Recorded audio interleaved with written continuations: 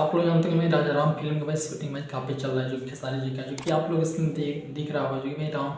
और भाई रावण, जो कि भाई आप लोग दिख रहा होगा संजय पांडे है रावण,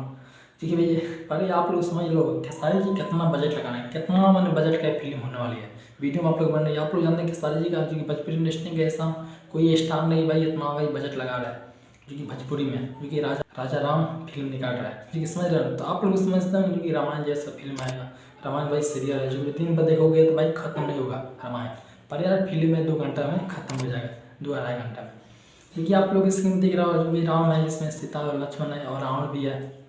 सबका भाई रोल दिया गया है। पर आप लोग बता दूँ कि सारी जी का ये सब एकलौता भाई स्टार है, जो कि भाई इसमें भाई नहीं भी पैसा लगेगा तो भाई 8-9 करोड़ से भाई कम नहीं लगेगा इसमें बजट, उतने बाद एक फिल्म बनेगा, जो कि राजा राम,